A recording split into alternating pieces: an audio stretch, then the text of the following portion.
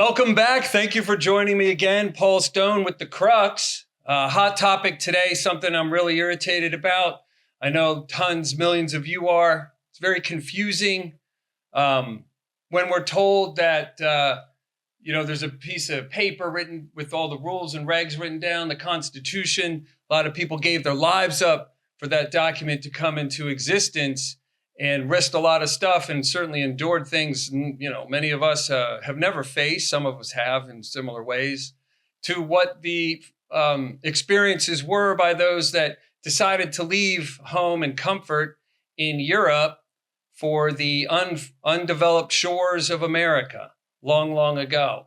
That Constitution talks about, in the First Amendment, freedom of speech, right? It talks about a protection, many protections for the people from the government that was assembled to assist in conducting our pursuit of happiness against injustices, right? And for justice. And so when we look today at threats for freedom of expression, even burning the American flag, that's just wrong. That's wrong. I'll never forget when 9/11 happened.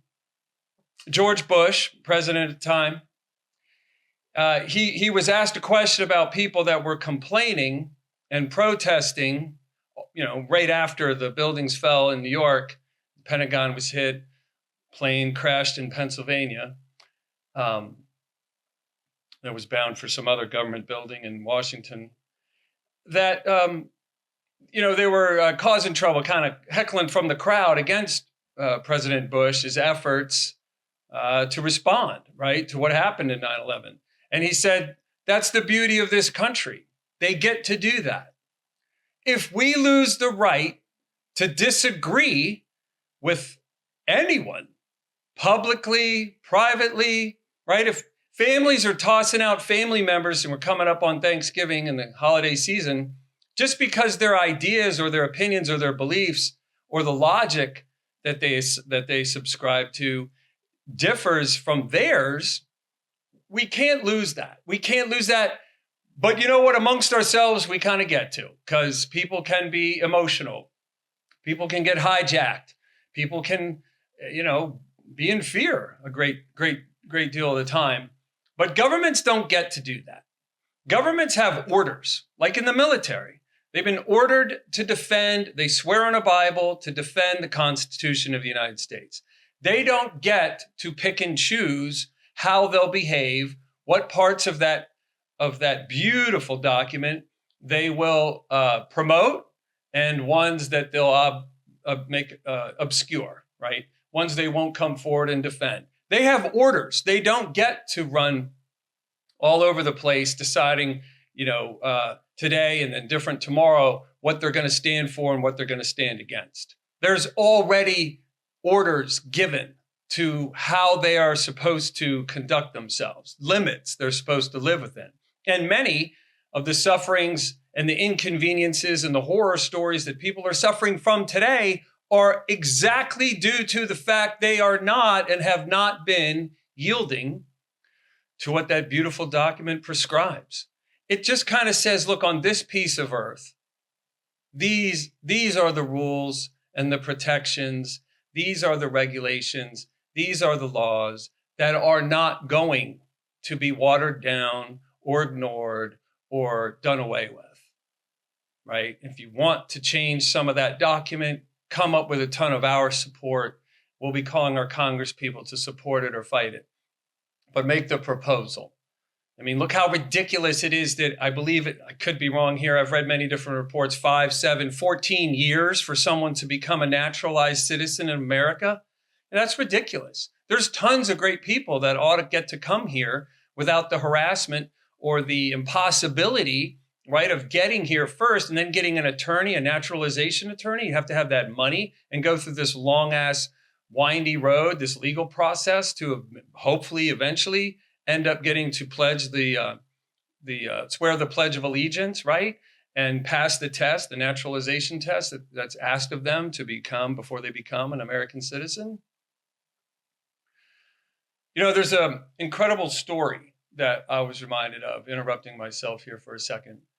There was a terrible car accident. I read this a long time ago. Terrible car accident. Car flipped over, mother and her young child, her son, I believe he was 6, 7, 8 years old. It wrecks, it flips over. She comes to. She's looking around. I guess she's in her seatbelt, hanging upside down in her car. She comes out of her seatbelt. She presses the door open. Maybe she climbed out the window. Door may have been jammed up. We've all seen the movies and the TV shows. And but here's what's unique.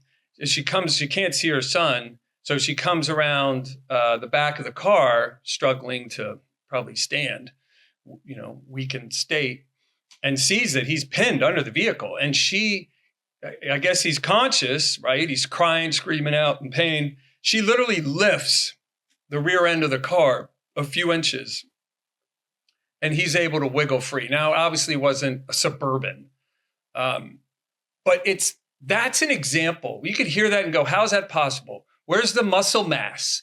Where's the bone density? Where's the leverage? She's probably 5.5 feet tall.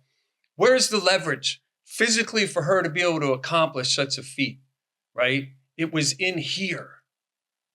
It was in here and here. The longest distance it seems to be to travel in the humanity is the 18 inches or so between one's head and their heart.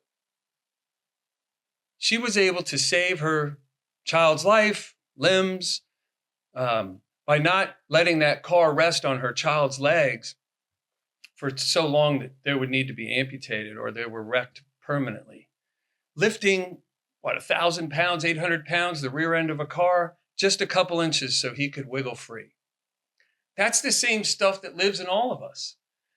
And if we compare how we're operating today, how we're running around, protesting, angry, blasting, shaming, it's no wonder that every action has a reaction, right? It's no wonder that free speech is a bit under attack, or utterly under dire attack, I suppose, when orders or edicts are coming out of the top governmental offices that say, you can do whatever I guess you've been doing in the way of free speech, but you don't get to burn the flag.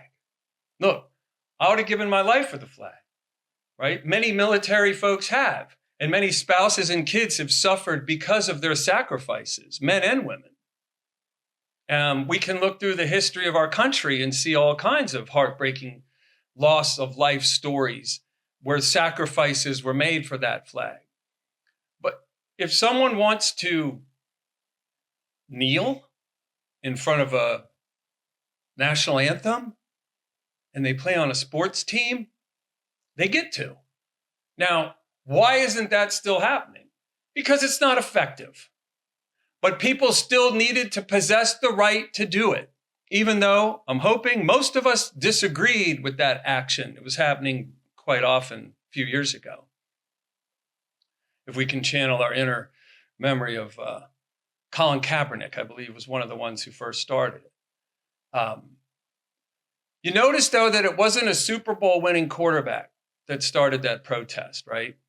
It wasn't someone who was having easy street with their athletic career, right? He got to one, he didn't win. So when we look, and I don't mean to call that out like that's the high point of what I want to talk about, but it's an example, right?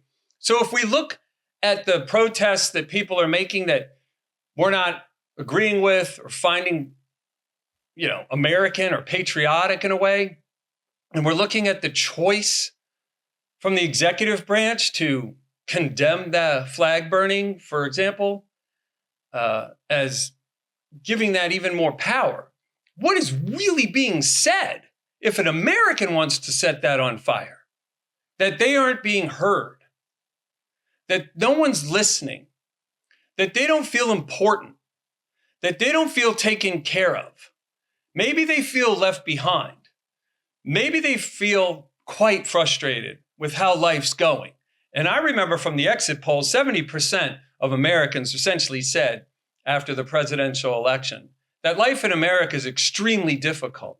Why don't we challenge our leadership? Why can't we challenge whoever is willing to put a camera in front of someone's face and a microphone on the local news, on podcasts, on reels, on shorts, right?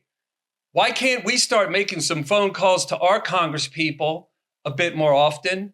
Maybe that's one of the things we need to start doing, is just stop sitting there and watching the news and the media spoon feeding us what we're supposed to be taking in for the day, and taking action ourselves, some action that would work to hopefully correct some of this.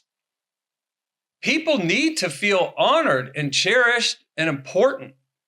And if our country is to be so great, then everyone living here legally needs to have that treatment. They need to feel that the Constitution is still in place, protecting them, because they're just one human versus a big giant government, any government, right? Even if it's, the local DMV. You're standing there and you're trying to get your car registered, and they either can't figure out where something is, or you didn't check some box correct and you'd have to go back to the end of the line. I mean, there's hundreds of different versions of fear when it comes to dealing with all the things we have to deal with in life today.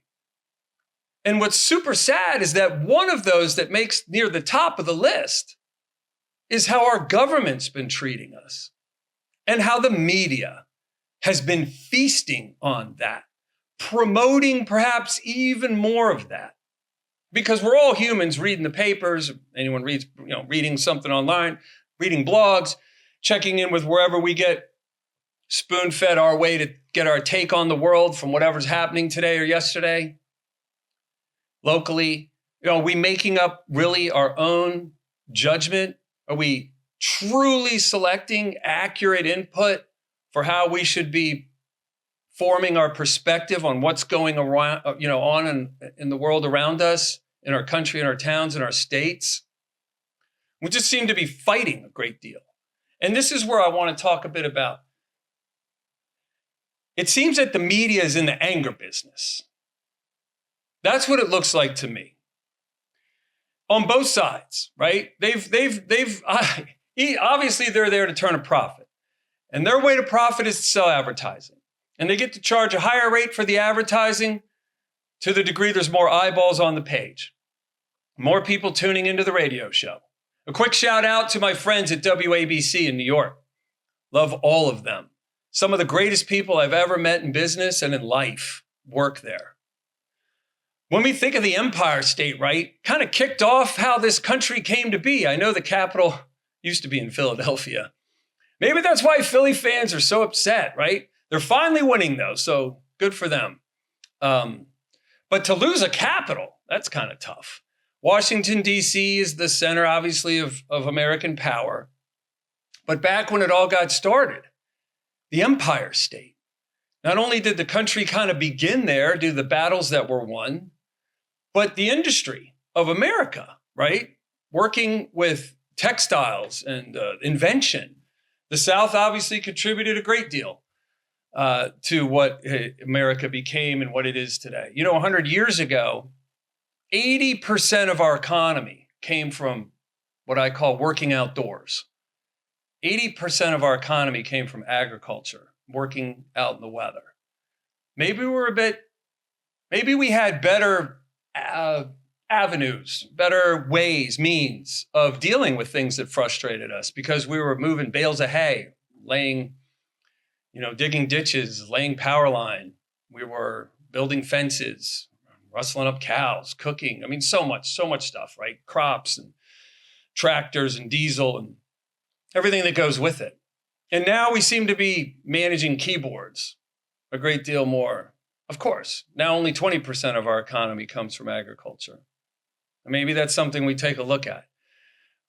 I could tell you that in the anger business, in the media, doubling down on stories, and they already know their audiences, right?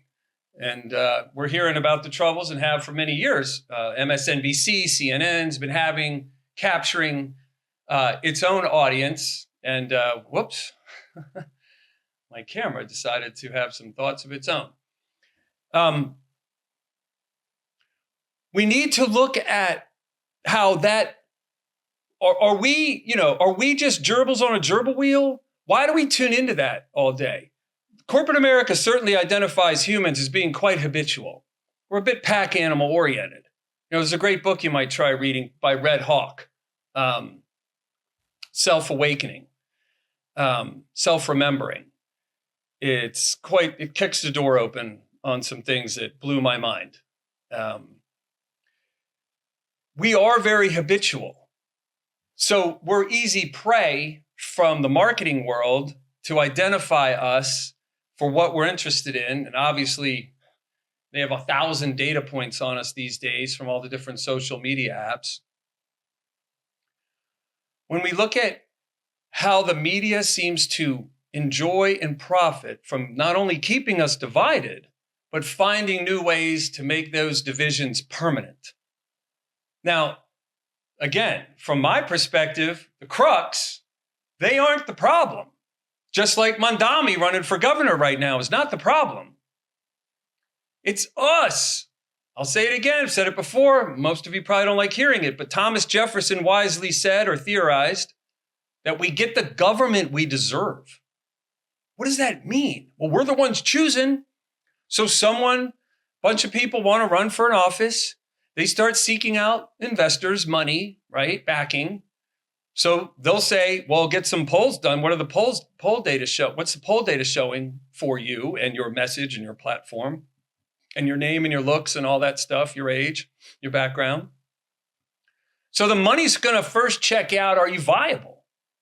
And if you are, then they'll throw the money behind you. They're checking in with what it is we want or how we're leaning or what solutions we think will solve our problems. Mandami and handouts and attacking private companies or interrupting the way business normally happens in the state of New York, in the city of New York, is never going to be the solution. Rarely is it ever some man-made artificial process that is in disagreement with the world around us ever going to work, ever. So if you thought, for example, that we were all sick and tired of gravity, and the candidate saw that and said, look, they're sick and tired of gravity. They want to float around. We need to invent some way of defying gravity. Well, then you'd have a candidate running on ways that they're going to promise you to be able to defy gravity so we can all float around. That's as complicated as it gets. What's causing the need for the handouts in New York? What's causing the ask? How could so many humans have lost sight of the magic of what they are? Because they're suffering. What are they suffering from? Handouts. Government programs where they come and say, oh my goodness, here's how we'll fix your pain. Here's how we'll legislate away the ailments you suffer from. Not noticing it was the programs before those that caused those pains and the suffering to come to be in the first place. So what is this all about? Pastor I grew up with, he would lecture like I am for a little while, hopefully finding some of this helpful, relevant, entertaining. And he would interrupt himself a few minutes in and he would say, what's the point? So what? So what? So what's the point? Well, the point is, in any country, people live there, and a government comes to be that reflects what they are willing and not paying attention to not be willing to allow to happen. Nixon, ending the gold standard, allowing the government to hook itself up to its own financial power supply. Government in 1981, when Reagan was sworn in and he thought it was an obscene-sized government then, annual payroll was $75 billion a year. Today, it's $1.4 trillion a year. That's 1,600% increase in the size of government. Are we better off? Like, the science project's over, folks. So now the point is for you, all of us, to recognize that we do hold the power. Individually, we are the ones in charge of our lives. We're in charge of what we pay attention to. We're in charge of what we support and what we reject. What's very interesting, back to where the episode started on the amendment, carving out this protection for the freedom of speech. It wasn't written in a way where the government needed to pass laws to protect speech. it was written that they were not to even pick up the pen. It says, the government shall make no law abridging, right? So they shall not, that freedom of speech exists and it cannot be regulated, obviously, and there's a few carve-outs for, just blasting someone and none of what you're saying is even true and ruining someone's reputation, that kind of stuff. False advertising, that kind of stuff. Finding the fountain of youth. If it isn't real, obviously you can't come forward and say that. But that's the approach the founders took, because in their mindset, right, they were very sensitive to what was across the Atlantic and why they all left Europe. They were still scarred and irritated and frustrated from how difficult life in Europe was, which is why they hopped on those wooden ships and came across the Atlantic to a place where there was nothing. It was acute in their mind of what they wanted to create when they were putting these words down and choosing how things should be written into the Constitution. We are 10 generations past those days, 250 years. We don't have any idea what it was like to be a colonist, right? And there's no point in shaming Christopher Columbus. All he was doing was working to prove the world wasn't flat. Christopher Columbus was an incredible Navy captain, admiral, whatever his rank was, and quite the entrepreneur, and was able to convince royalty to fund his venture, right? And he may have been running the risk of sailing off the edge of the earth where all the dragons lived and being swallowed up, never to be heard from again. He and his crew on 3 ships. Well, why would we, how could they, so 10 decades past the time where democracy was first given life, a true democracy, a republic, and to where we are today. We get to use the Constitution as a memory bank that can't change, right? It's an uneditable document framed in a time frame by people who knew what they didn't want. I'll never forget it. One of my favorite Seinfelds, right? Costanza, he has this epiphany. He's in the diner with Jerry, and he screams out, Jerry, I'm doing the opposite, Jerry. I'm doing the opposite. I want to turn left, I'm turning right. If I want steak, I'm getting fish. So he realized that in his mind, whatever it thought to do is why he was living with his parents, why he had no job and no girlfriend and no car at 40, whatever years old. So if he just did the opposite of what his mind, he already had the secret, right? The operating code was to do the opposite of what his mind was telling him. He gets his dream job at the Yankees, girlfriend, car, and moves out and gets his own place. And he's full of fulfillment. He's fulfilled, right? He's full of joy. He ventured out into the world. He quit listening to what his mind was telling him. I think today the media has become many people's minds. It is, are you a subscribe? I mean, think how many times a day do you see the word subscribe? How many times a day? And if you're older, I know you see it a bunch. You're looking up your grandkids' pictures on social media. But if you're younger, 40s younger, you're seeing it all the time. Subscribe, subscribe, subscribe. What does that make us? I see an insurance commercial that has some silly little animal who talks, and I'm supposed to relate to that? Like, I'm not at Disney World. I'm an adult. I absolutely resent that someone did research and found that millions of my brothers and sisters would adore or like or relate to a talking gecko. Like, I'm supposed to get my financial, car insurance and motorcycle, whatever, advice from a gecko? That is debilitating to me, in my opinion.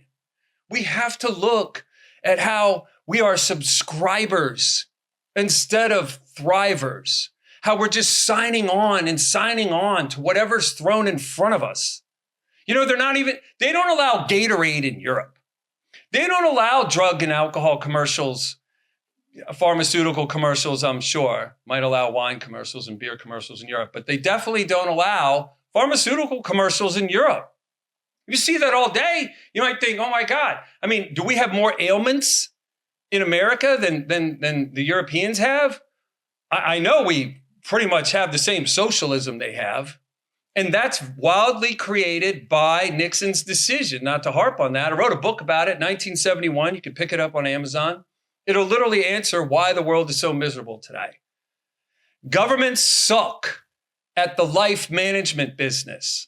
Nowhere in the Constitution does it say they should be picking up a pen too often. They were there to defend the document that had already been penned. We are distracted. We have fallen into a trap. We weren't walked to it, and it was like a pit that someone had dug with stakes poking up out of the bottom of it. We weren't impaled. We were just wooed into something over time. And the ultimate message within that wooing was the government can legislate and remove away that which pains us. We're already the greatest country on the planet from the 1700s. Let's figure out how far we can push this. Folks, money is never, had it, not had it, rather would have it. But I can say I am more fulfilled during the times where I am connected to my brothers and sisters around me, to where my feet are, that like when I can be where that life is happening, where I'm planted, where my feet are, whether that's in a car or on an airplane or in a meeting or at dinner, at lunch, whoever I'm with, the audience, the people I'm around, whether it's family or friends or a golf outing, right? That I'm present. That is the number one thing that was executed by our government's decisions over the last many decades. As they then caused our misery and caused for us to suffer and struggle to then look at it as a mirror. Mandami is a mirror. Take him back to the 80s. Who's willing to put a camera and a microphone in front of him? Who wants to listen to what he has to say? No one. No one. I know at the core of this country, I've used this analogy before. There's a struggling family, there's many, but in this scenario, there's a struggling family, kids, young kids, and some helpers come by, maybe from the church or the synagogue or the temple, mosque. We'll include all the major religions.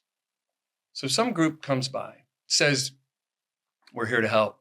They're as humble as they can.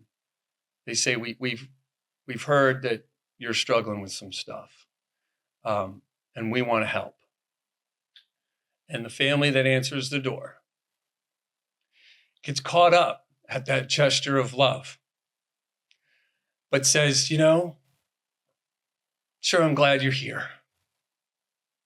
But a few doors down, there's a family that's got it a lot worse than we do. Why don't you go help them first? And if there's anything left over, we'd be glad for whatever you got. There's always someone struggling worse than you are. And there's always someone doing better than even the people at the top, whatever you would perceive them to be. We're in a circle. We're in flow. Life isn't linear. Think spherically. Use this episode to challenge. If I'm pissing you off, great. If I'm saying something that you agree with, great. We are distracted. The media only makes its money because we watch the media. So don't watch the media. Check in. Be surgical with what you feed into your brain. Start recognizing that the 18 inches or so, the distance between your head and your heart, is some of the least traveled territory in the universe. And recognize perhaps if that can get connected better, your life might be enjoyable regardless of what's going on around you. There are free people in prison because their minds can never be put into a cell. They can still read. They can still be useful to people around them.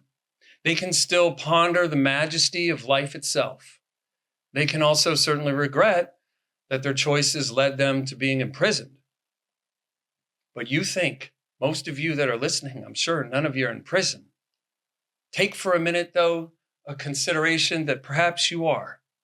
And perhaps you allowed yourself slowly, not because something's wrong with you, but slowly over time to end up there. And what can you do to get out of it? Vote for people like Mandami? Handouts? More from the government that's grown 1,600% in the last, 40 years? No. Life on Earth's always going to be challenged. I absolutely know that. I absolutely know suffering. Between my ears, in my heart, I absolutely know that.